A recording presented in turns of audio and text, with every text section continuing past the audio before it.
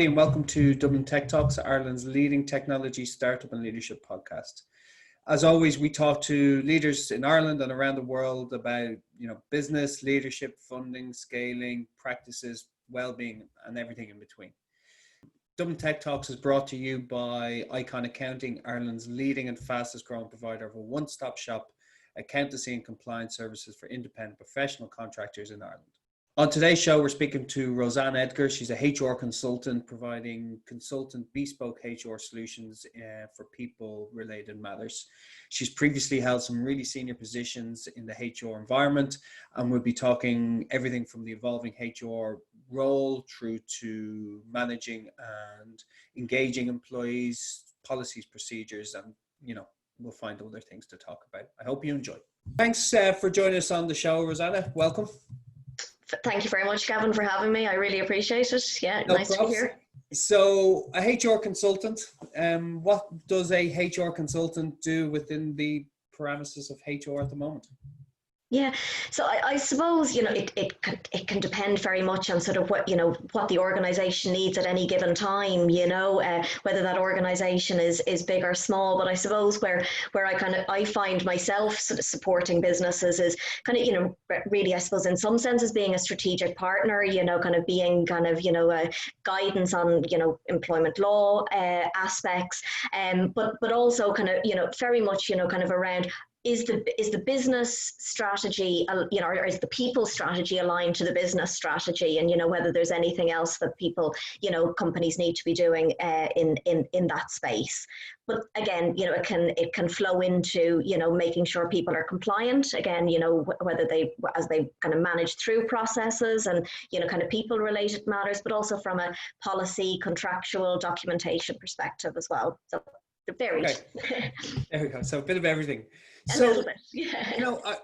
I've been involved in recruitment for 14 years, and HR from probably when I started to where it is now, it's moved from very much a department within an organization to a very much a strategic partner within an organization.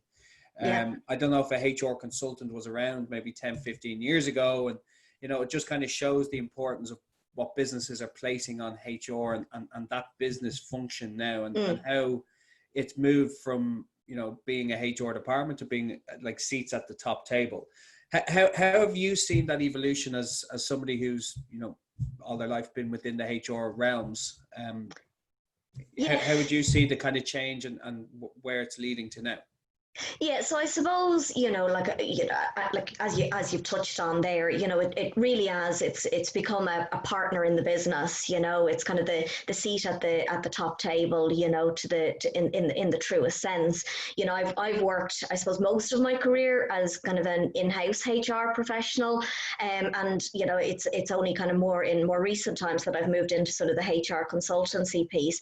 But that very much was being part of senior management teams within organizations, understanding how the business was evolving, understanding what their pain points were, what their strategy was, and then you had to sort of help them make that happen with their people. So I feel, as I've seen it evolve, you're involved at a much earlier stage because they see the value in getting HR, or whatever term you want to put on, the HR function, getting them involved at an earlier stage, because it makes things smoother, because there's much more than, the business process is happening. We all know that people are complex, and it's really about, trying to assist that from a speedy perspective as well.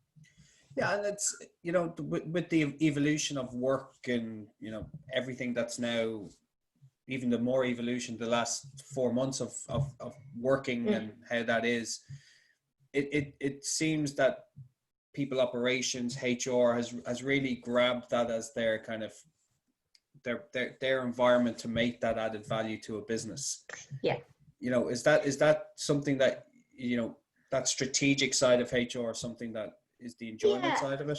Yeah, absolutely. Because I think what we've seen of late, and I suppose this pandemic environment, that we're in, there's the health and safety side, there's the compliance side, it's protecting our employees, but it's more than that. It's about motivating, engaging our employees to be, where people have been working at home, making sure that they're comfortable, that they're happy, with that, but doing what you can from a business perspective to sort of keep the communication levels going, keep the engagement going.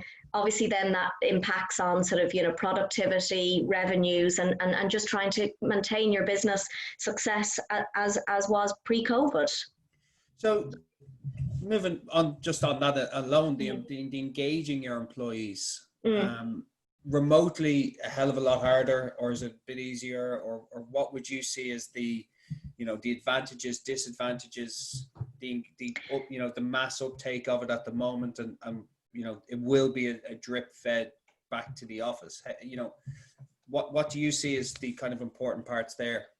Yeah, like I think, so I suppose from a headline perspective, we were concerned, and we wanted to be engaging our employees pre-COVID. Now it is a bit more complex, I suppose, where people, were in the office, we kind of, had regular conversations, kind of, chit chats, 5 minutes here, 5 minutes there.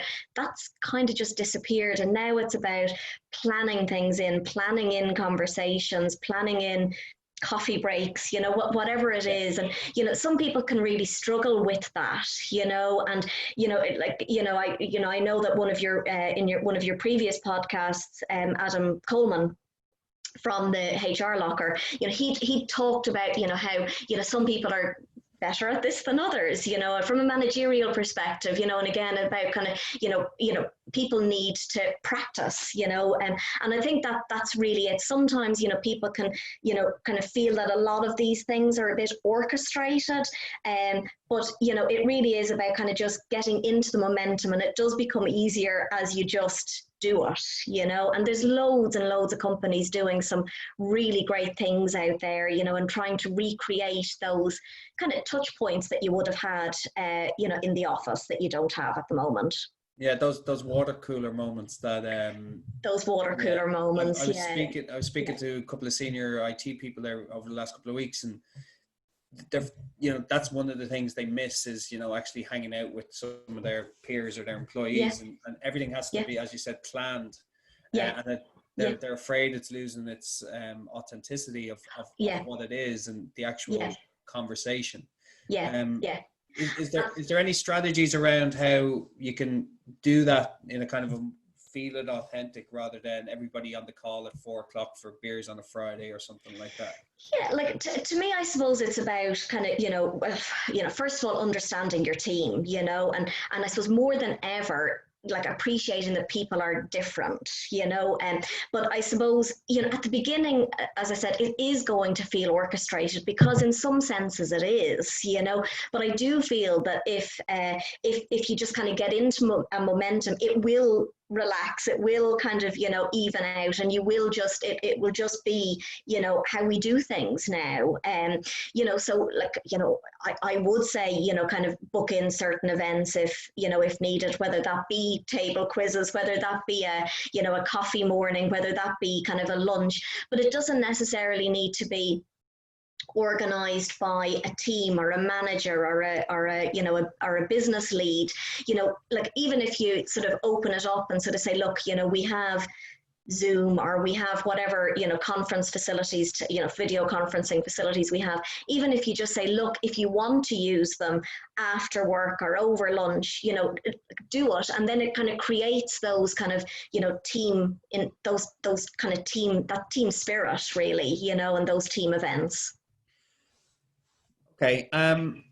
One thing that's been, I've been wondering, and it's been this kind of, we're moving away from this, making sure everybody's happy and, everybody's in the right place to work. Business goes on. There's going to be the same problems that manifest if you're in the office, underperforming, projects not getting finished, everything that day-to-day business happens, not everything is perfect. How would you look at, or as a HR function, look at the kind of moving on then, managing employees, managing career paths, looking at disruptors, seeing if, are they in the right positions, everything that goes with that. That's going to be a big challenge for a lot of businesses. Yeah, so I think it very much is to me, I suppose, from the outset, or if people haven't been doing it already, it's really about trying to establish some form of routine, so whether that be whatever a manager and one of their team members, whatever kind of structure they had, when they were together in the office, trying to recreate that to some level, putting in 30 minutes every week, every fortnight, or whatever it is, and trying to keep to that as much as possible, because then the employee knows, through this difficult time, through this remoteness, do I understand, what's expected of me going forward, or have I got a work dilemma, but they know that they've got this time with their manager in, on whatever regularity, it's set up. But to me, that's the key, because then, you've got this time, and even if it only turns out to be 10 minutes rather than the 30 minutes or however long you've booked in, at least it's that time every, whatever, as I say, the whatever regularity you have. But then in the event that, something crops up and it wasn't ideal, or a little piece of feedback needs to be given, you're not booking in time, and you're not thinking, oh, what do I call the diary invite? How do I broach the subject over the phone, and then you might shy away from ever mentioning it. And then you've got, issues that fester and develop, and then there's kind of replication, which then becomes a whole mountain of problem, but all by itself. So to me, just having the time, the regular routine booked in is absolutely key. And that way, you can, address those matters in a much kind of simpler, kind of two-way conversation type of thing, and hopefully stop them, but again, if they were to proceed, and you did end up having to get a little bit more formal in your approach, you're moving into that line, whereby, as you say, there are disruptors there. There will always be performance issues that need to be managed. Employees will always do something, or some employees, I should say, some employees will always do something, that they maybe shouldn't have. Somebody will say something they shouldn't have, do something they shouldn't have, broken a rule, and then there's grievances and disciplinaries that need to be managed, and again, all of that can happen remotely while we're in this environment. So I'm two things. I'm guessing the policy book and the employee handbook has nearly been kind of thrown into a fire and has to be rewritten to a large part, where 90% of it was about on-premise discipline and turning up to work on time, everything that goes with that. That has to be the how do you manage hours worked? How do you judge that? Is it always going to be output based? How can you judge that if there's no output? All that kind of that world is going to be a whole new area, which I'm probably keeping you busy at the moment. So what's that look like?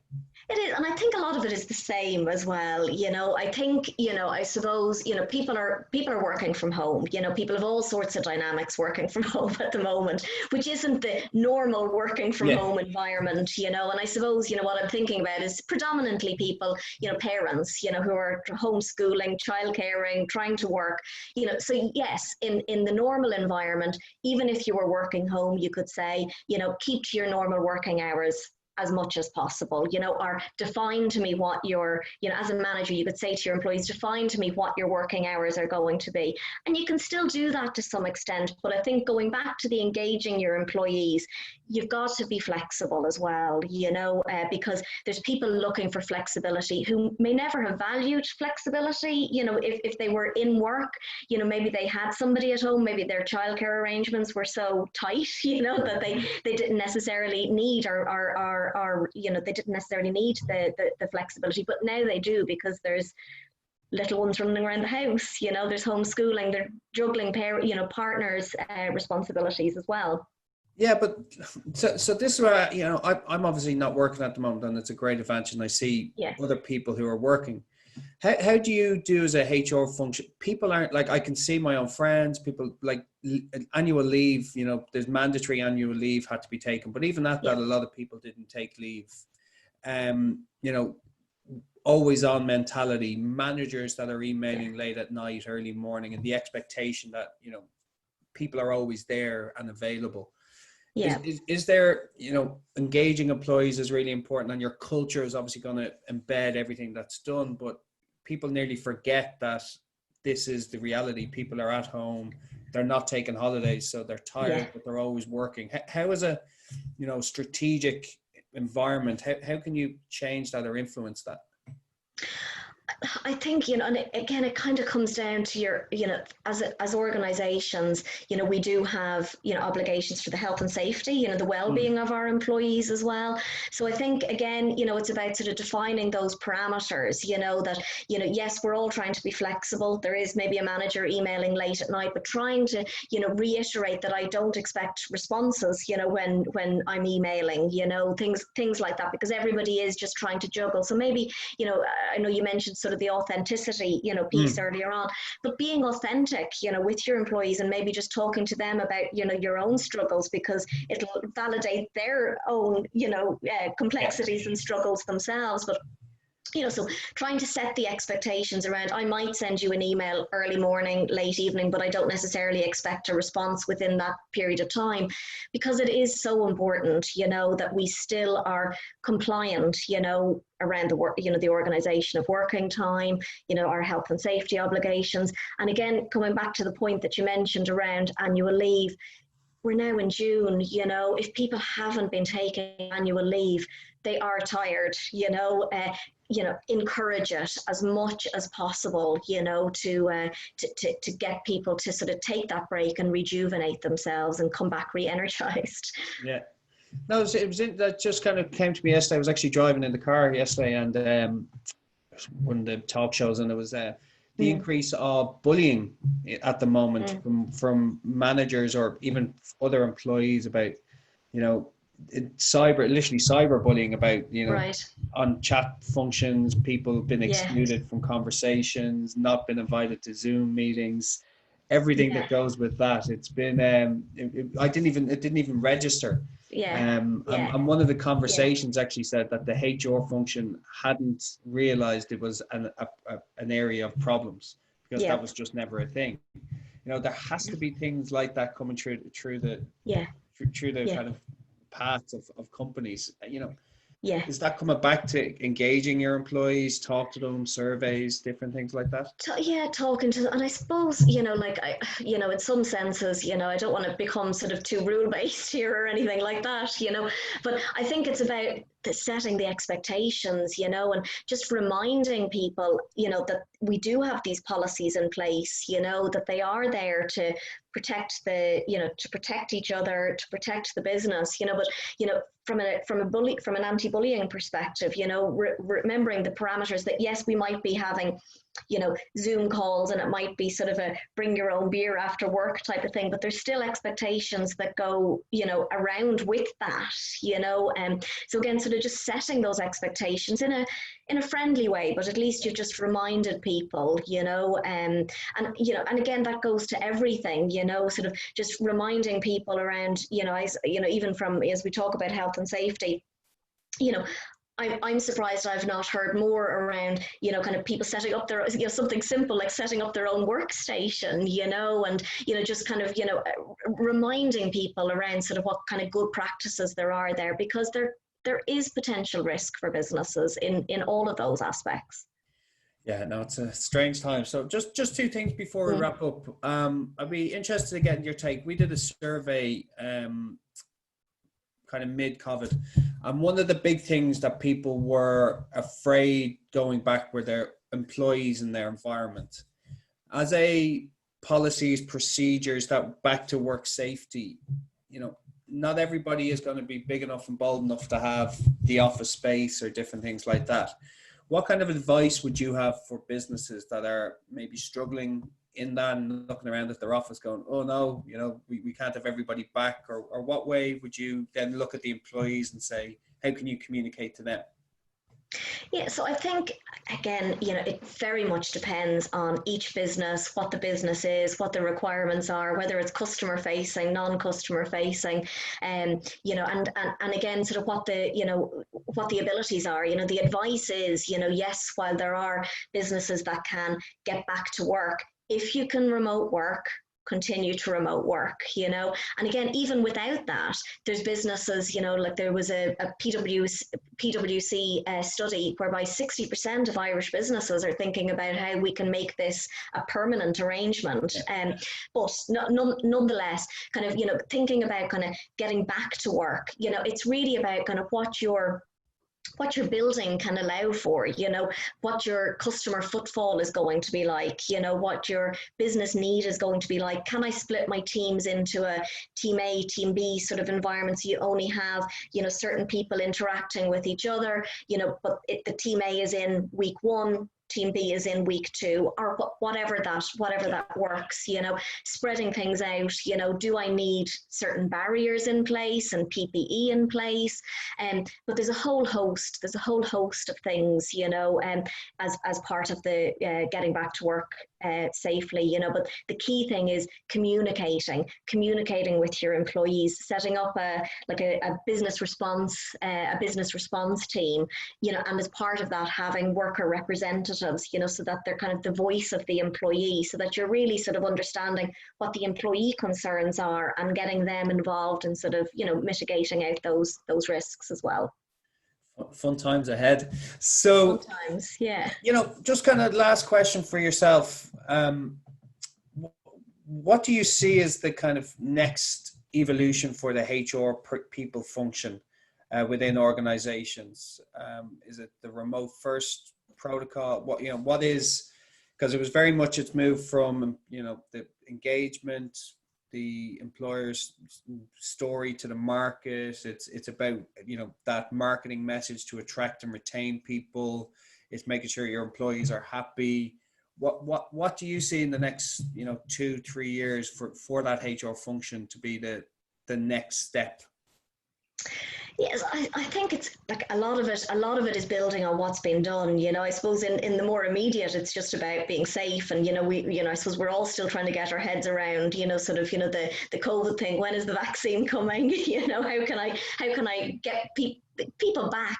We were, as an economy and as a business, we were thriving, and look, in time, we will get there, but I suppose, it's about sort of building on the work that was being done, around engaging our employees, understanding and acknowledging differences, and that comes down to, kind of, diversity and inclusion, and it's obviously a big conversation at the moment, but there's a huge amount that every organization can do in this, and that's understanding your current your current employee base, and understanding sort of, how can we grow and develop that, while appreciating the diversity of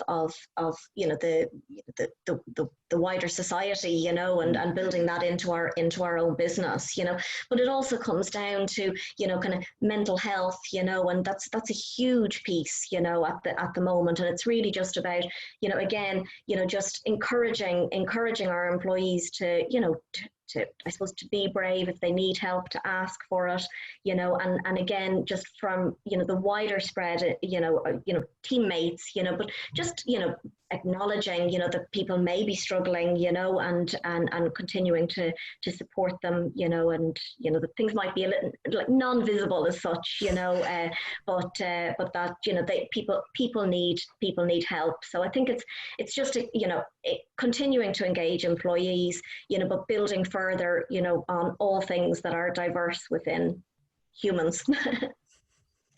Yeah, we can all learn from that bit. Yeah, no, thanks, Mil, for your time today. It was really interesting learning a lot more, and just kind of getting your views on where we are and where we're going within the HR function. Rosanne, thanks, Mil, for your time.